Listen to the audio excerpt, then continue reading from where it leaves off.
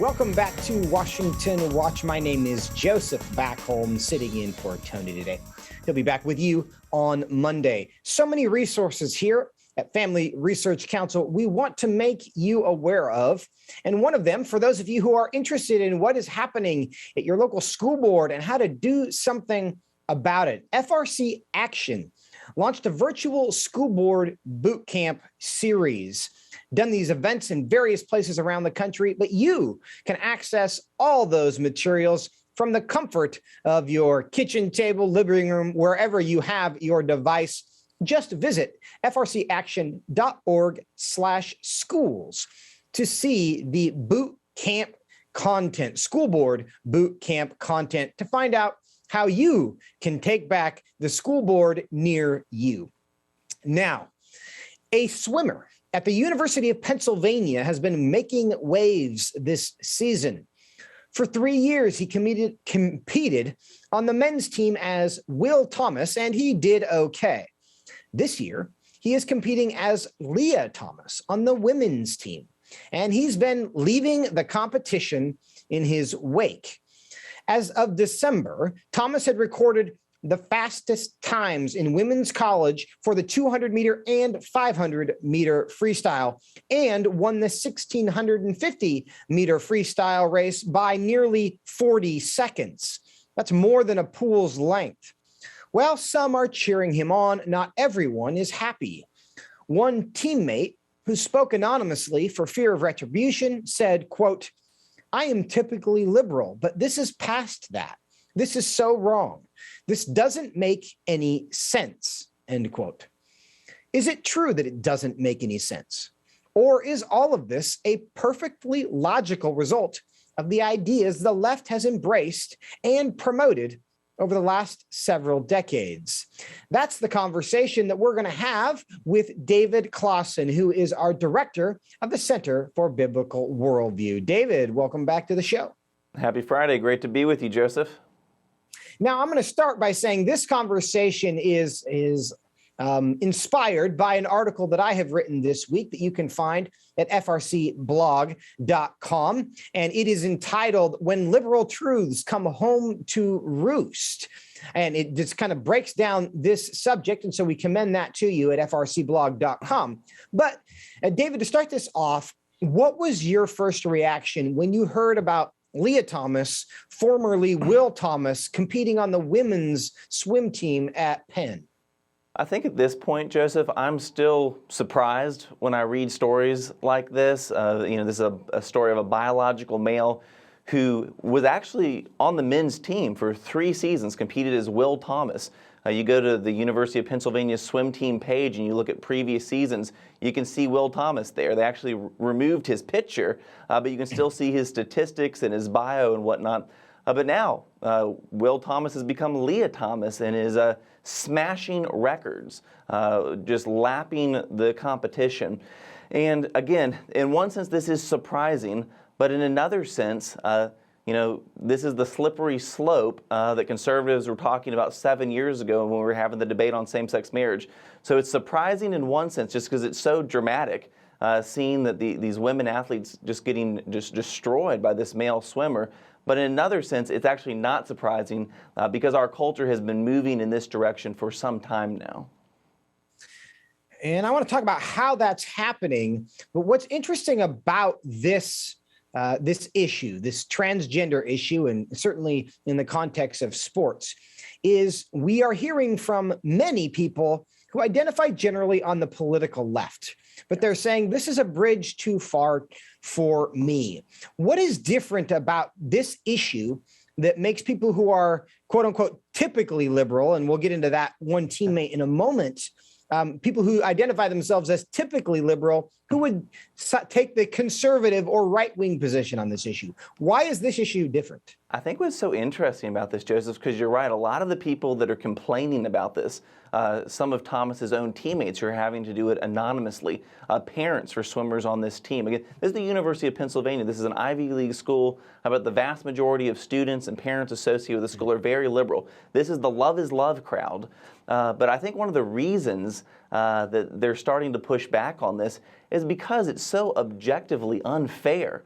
This is a biological male swimmer. I know that Thomas has gone through some sort of hormone therapy or whatnot, but the biology, the anatomy, the muscle mass. I think I saw yesterday, Joseph, Michael Phelps, the most decorated Olympian swimmer of all time, who I believe is very progressive on most issues. Even he has come out and said, I don't feel good about this. And others too, Martina Navratilova, who's one of the most well-known tennis players in history. She's a lesbian. She's come out saying that this kind of issue with sports is not fair. And I think the reason we're seeing this, Joseph, is because with the issue of sports, people love their sports, and seeing that a lot of work's been done to allow women and girls to have their own competitions, their own divisions, their own conferences. And now we're seeing that men who are probably subpar men crossing over, but because of the genetics, the biology, and the anatomy, doing so well and beating these women, it's so objectively unfair, and people are now across the political spectrum seeing that. I think you're right about that. I think this is obviously unfair, and there's this fairness principle at play. But for decades, we've heard about this other fairness principle, which is essentially that not being given the ability to live your truth or to live authentically is also unfair, and that part of human dignity is the ability to essentially define your own reality and expect other people to agree with that reality. And for them not to is unfair because you're denying people that truth. How should these fairness principles be reconciled?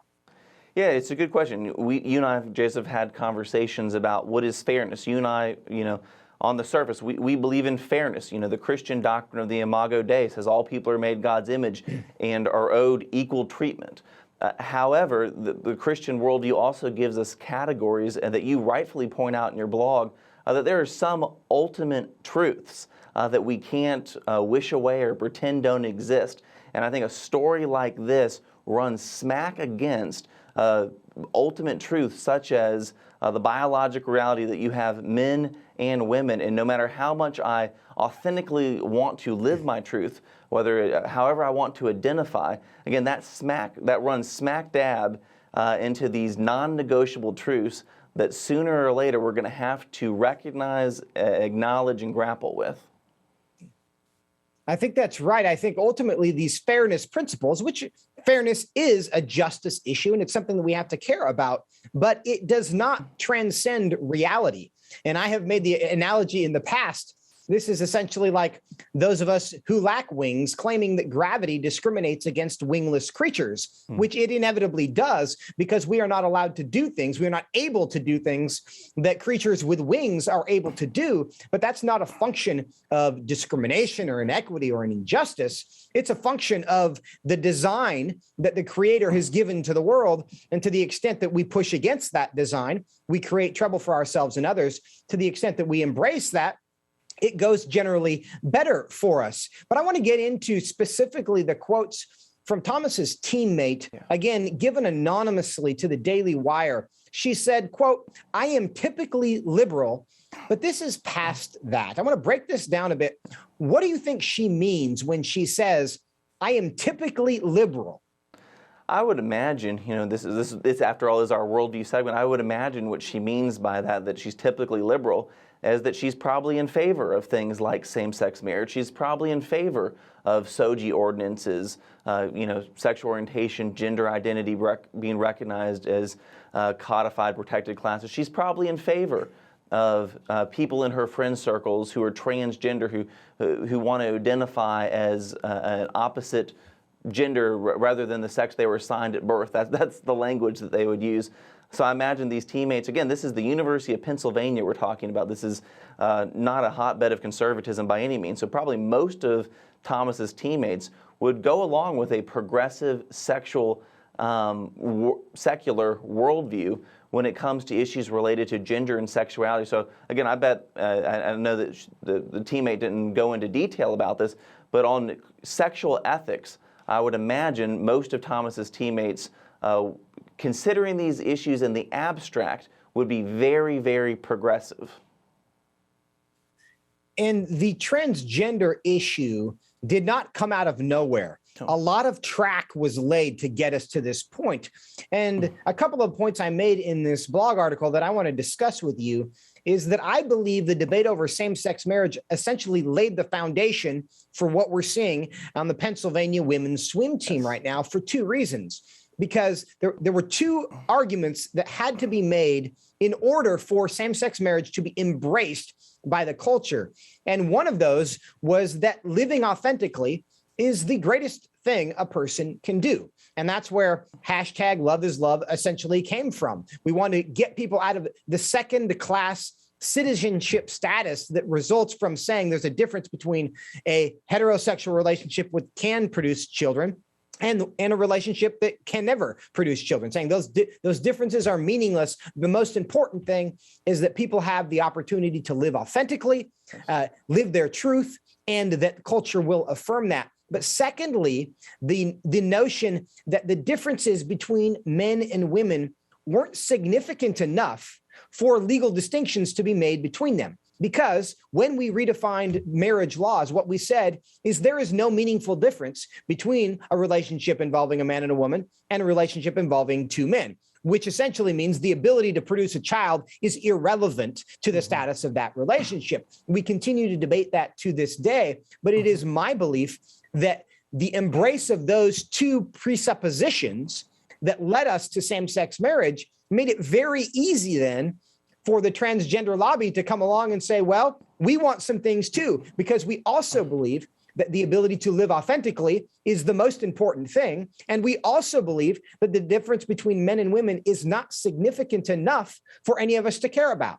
What's your response to that? Well, I agree with you, Joseph, wholeheartedly, and I'd point to our listeners to the majority decision in the Obergefell v. Hodges decision authored by Anthony Kennedy. That's the 5-4 decision that legalized same-sex marriage in all 50 states. And in that first paragraph in his majority decision, I don't have the quote in front of me, but essentially what Justice Kennedy was arguing is that all people should have the right to pursue happiness and kind of define happiness according to their conception of happiness, that they should be able to order their lives and enter into relationships that fit their conception of what a relationship should look like and what marriage should look like. And it doesn't matter that for 2,000 years, or even beyond that, that marriage has been between a man and a woman, and that the state has interest in recognizing that and affirming that and encouraging that.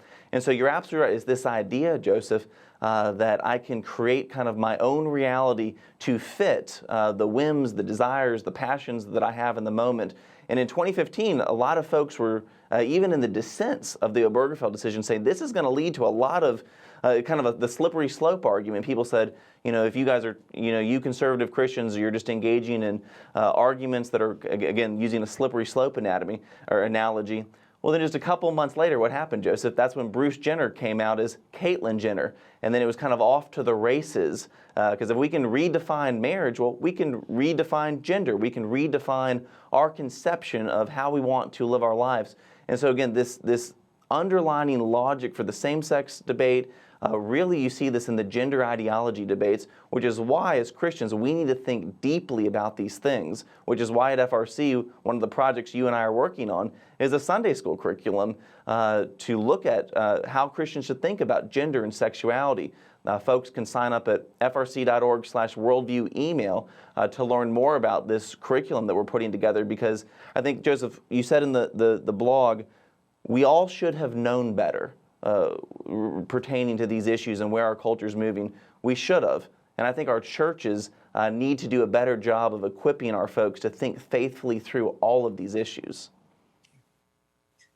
David, do you think that means it's unreasonable for people who describe themselves as typically liberal, who generally embrace this laissez-faire kind of sexual attitude, this do what makes you happy, live your truth world? Is it unreasonable for that worldview to object to men competing against women?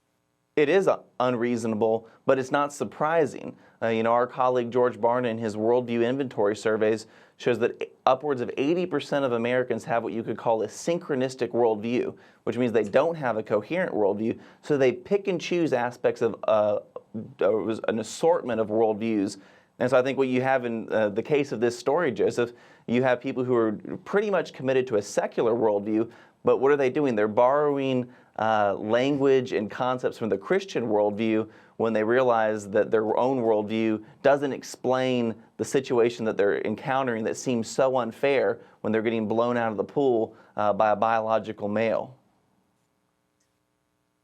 From my perspective, the solution to this is going back to a world where we recognize there are ultimate truths that transcend our feelings, where we can say to each other, I believe you feel that way. I even believe you have good intentions, but the way you feel is inconsistent with reality. But if we embrace that world with respect to gender, we're going to have to embrace that world with respect to a whole bunch of other things as well.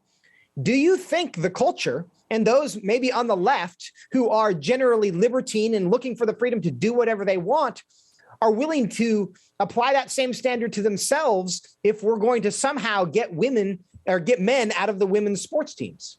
I don't think so, Joseph, and I think the way you ended the blog was really well. If the logic of this continues, this issue is going to be the least problematic of the issues we're concerning if we continue to allow the transgender ideology to run its course. David Closson, thanks so much for your time. Thank you.